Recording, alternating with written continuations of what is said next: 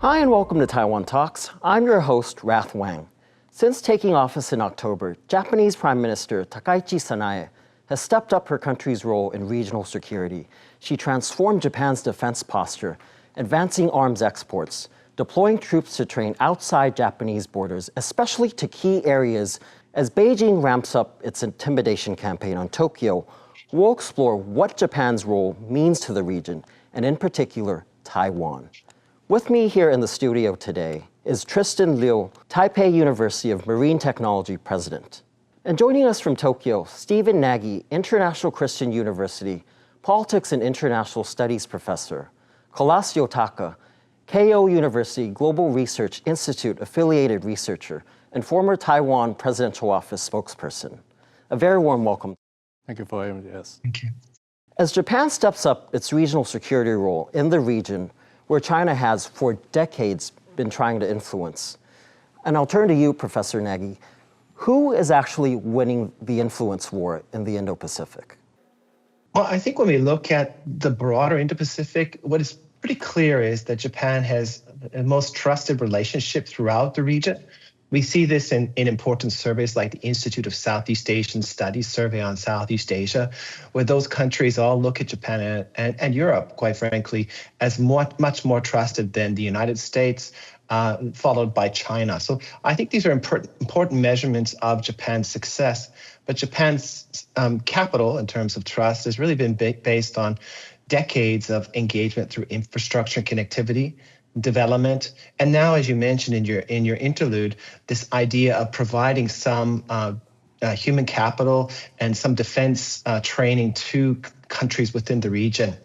China, on the other hand, I think really has a mixed relationship. Its assertive behavior across the Taiwan Straits and military drills, its gray zone tactics in and around the Senkaku or Diaoyutai Islands, and of course, its behavior in the South China Sea in terms of intimidating the Filipinos, the Vietnamese, and building islands, really has costed, I think, its political capital within the region.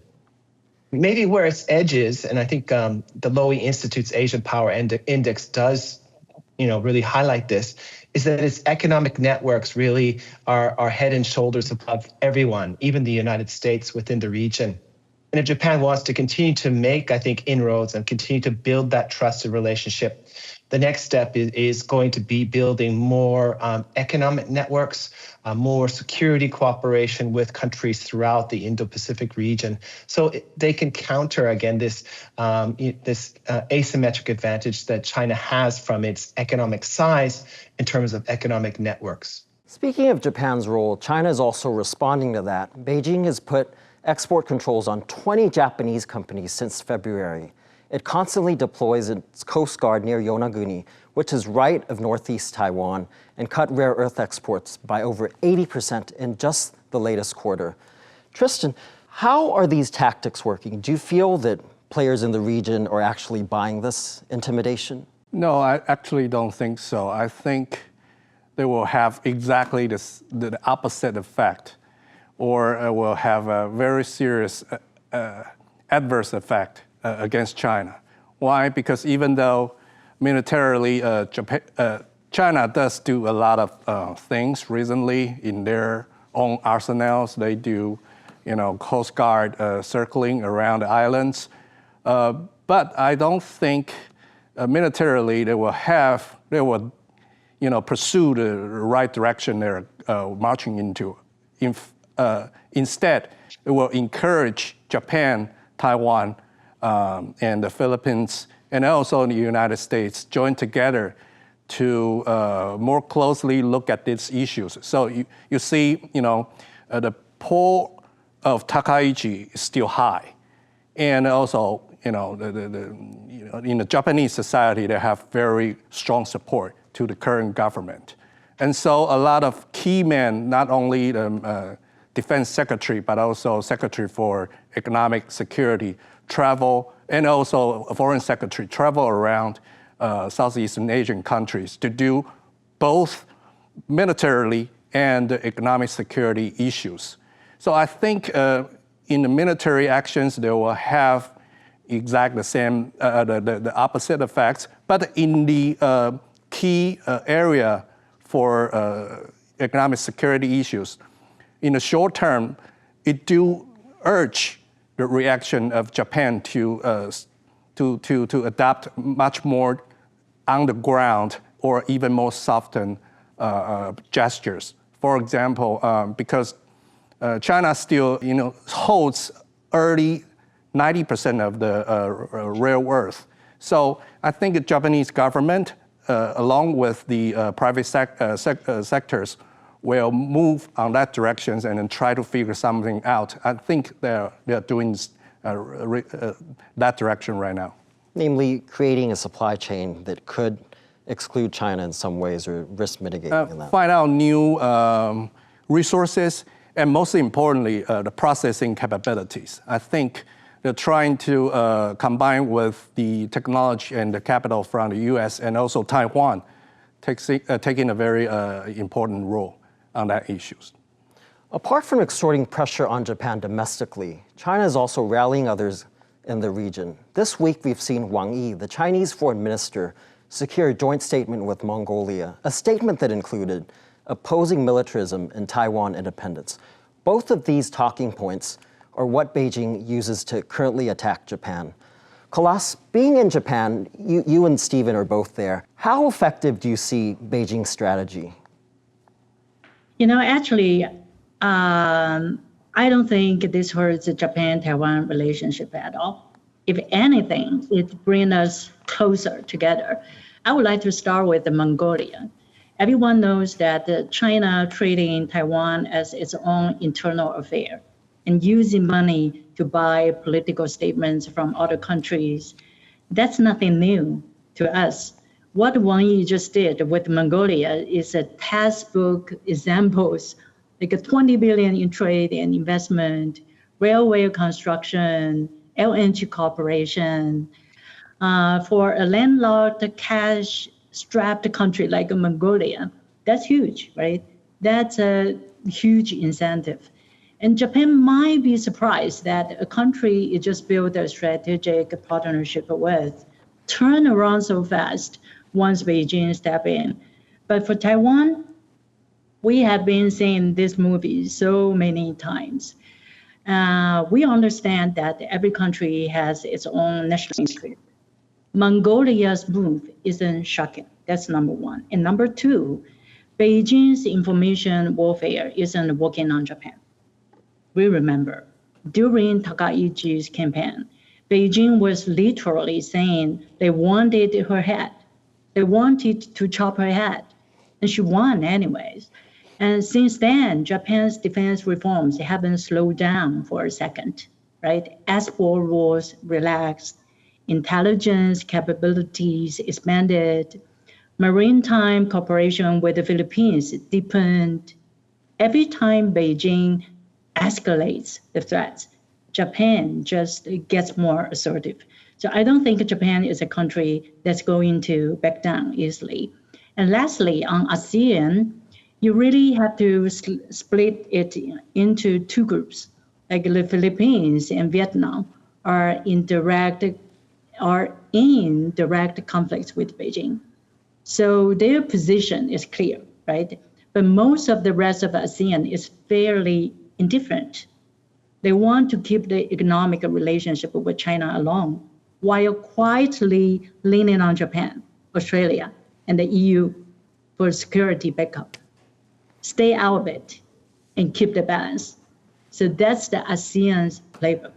Japan's efforts are starting to show results. Just this Monday, Japan co-signed a 14-nation joint statement on the 10th year anniversary of the Philippines' South China Sea Arbitral Award alongside allies, including the US, Australia, Canada, to 4 EU countries. The joint statement reiterates that there is no legal basis for China's expansive maritime claims. Let's take a look at how Beijing responded to that. 中方已经多次阐明，所谓裁决非法无效，没有拘束力。中国不接受、不承认，我们也不会接受任何基于该裁决的主张和行动。 Stephen, can you talk a bit about why Japan signed this, despite many have expected that Foreign Minister Motegi would be meeting with Wang Yi this weekend in Manila? Well, I think the Japanese understand quite clearly that backing down in the face of Chinese pressure is completely the wrong decision. They understand that they have to be in a position of strength. They have to use their good reputation, and these joint statements of 14 countries is very significant to support the decision of the Permanent Court of Arbitrations against China's expansive trades. Japan wants to demonstrate that it's not alone in its resistance and proactive diplomacy against China's assertive behavior in the region. And Kolas, she called Japan assertive. I don't think Japan's assertive. I think it's proactive and understands the importance of building strong relationships. And before meeting China and Foreign Minister Wang Yi, is that you go into that meeting saying that I'm backed up by 13 other countries. Other countries support my position and my statement, Japan's statements that a Taiwan contingency would require Japanese self-defense forces.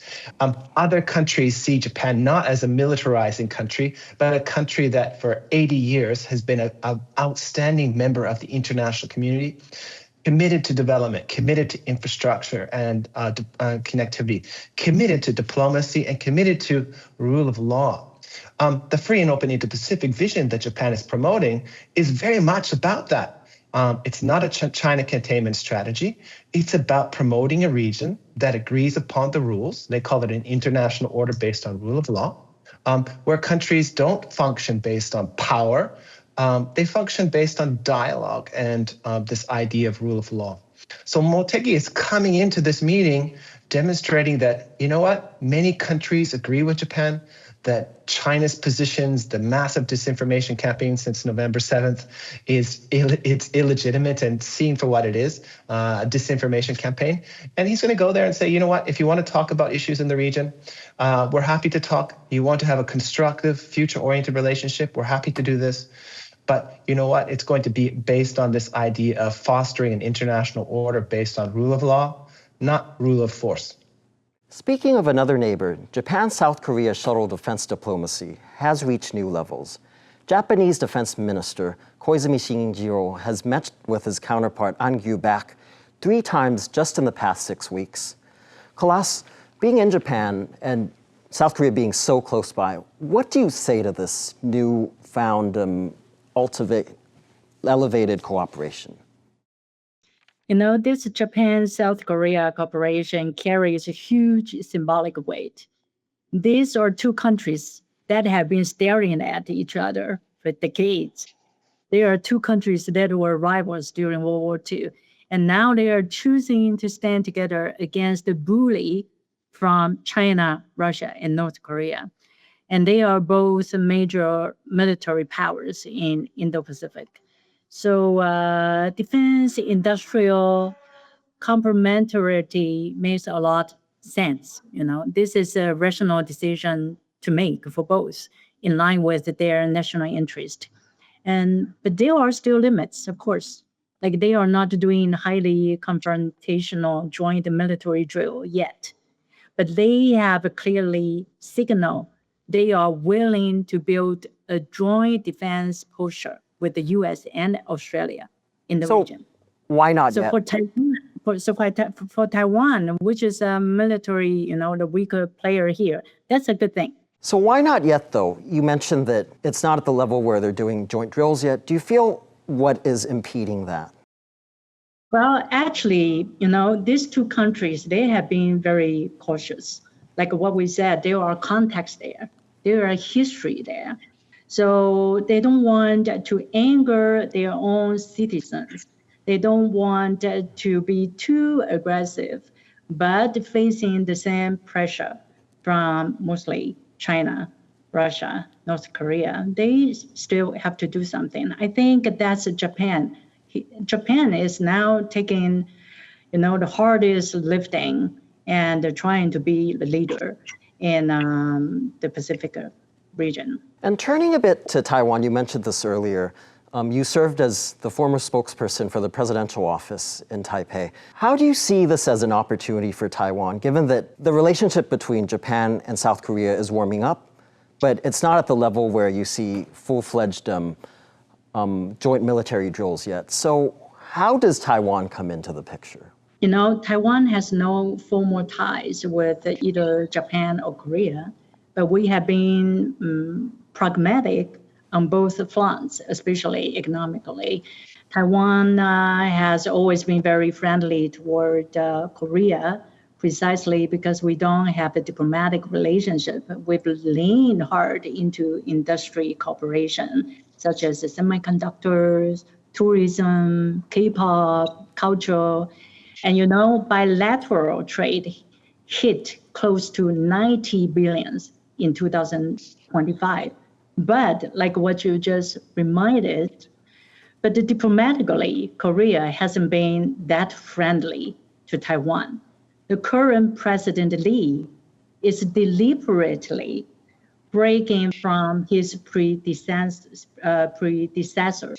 pro-US line, taking a more pragmatic approach, trying to repair political and economic ties with Beijing, essentially trading acknowledgement of the One China principle for economic cooperation. And on security specifically, President Lee has also been evasive on Taiwan. Last year, you know, when asked whether Korea would intervene militarily if China attacked Taiwan, you remember he answered, his answer was like, I'll think about that when aliens invade Earth. So, you know, that's about as clear a dodge on the pro-strait contingency question as you can get. But it also means because Korea is running this dual-track approach, economic cooperation with China, alongside continued military vigilance. So it's still very much part of the US, Japan, Korea security architecture.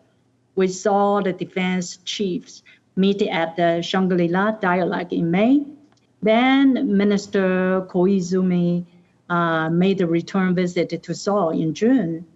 The first standalone bilateral visit by a Japan defense minister to Korea in over a decade.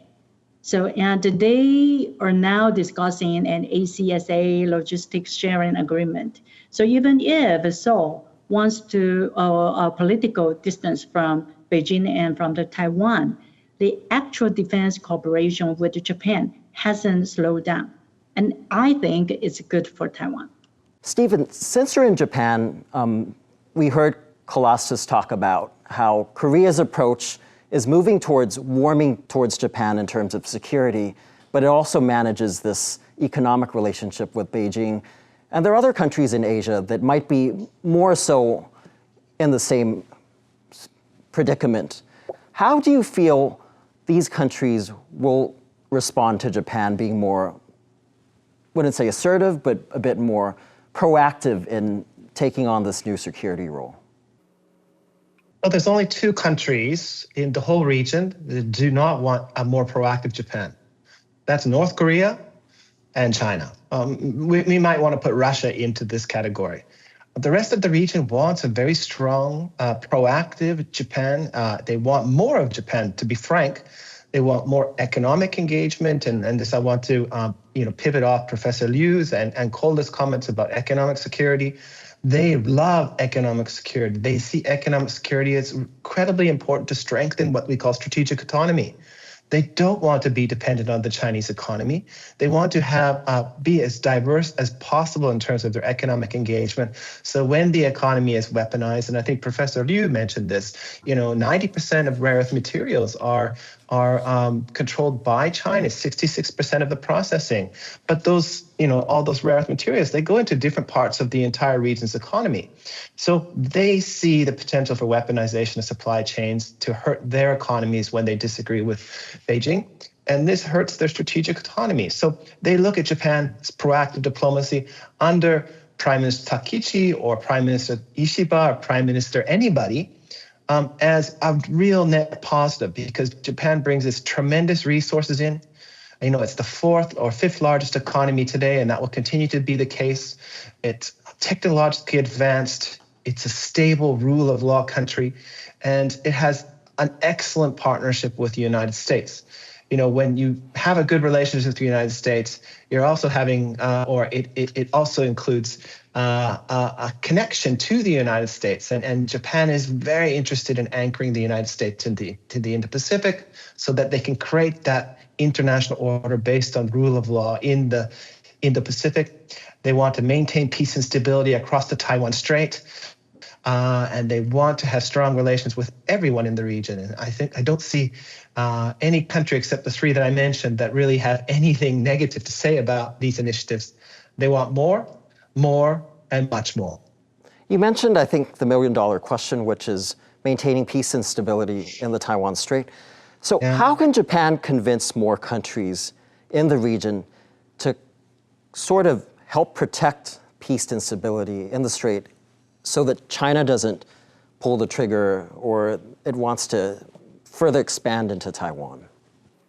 So, there's a diplomatic side, there's an economic side, and then there's the security side. And, back when Prime Minister Suga visited the White House and they had a joint statement on Taiwan with the United States. And what we've seen diplomatically is Japan include Taiwan in NATO statements, NATO IP4 statements, G7 statements. Even the recent G7 statement coming out of France had a statement about Taiwan. So it's internationalizing Taiwan as a global public good or an international public good, which I think is incredibly important. If there was a Taiwan contingency, by some estimates, about $15 trillion of GDP would evaporate overnight. That's between 8 and 10% of the global GDP. This would cause a depression that would make the COVID-19 pandemic economic downturn look relatively sanguine. On the economic front, they're trying to incorporate Taiwan into various kinds of economic partnerships in terms of that economic security platform and building resilience into supply chains. And then on the security side, talking to Taiwan about what is the best way to defend Taiwan, whether it's drones, whether it's fortifying submarine cables, whether it is finding different opportunities to cooperate in terms of technological development or cybersecurity. There is a host of things that Japan's doing to try and maintain peace and stability across the Taiwan Strait. And it's doing so by internationalizing Taiwan as an international public good and bringing in more countries to look at the importance of Taiwan, not only in terms of the region's prosperity, but global economic prosperity. Tristan, Stephen mentioned all these efforts that Japan's working on to incorporate Taiwan into the bigger security picture. What do you think Taiwan can do proactively in sync with Japan? I think instead of capital, I think technology is the core that Taiwan can really offer in this, greater game. For example, our processing capability in terms of critical mineral, I think is the leader in the, Indo-Pacific areas. And some agencies like ITRI, along with other private companies, have been done a very deep cooperations with our Japanese and the U.S. counterparts. And so as far as I observe, from the last 2 years, the progress has been very good.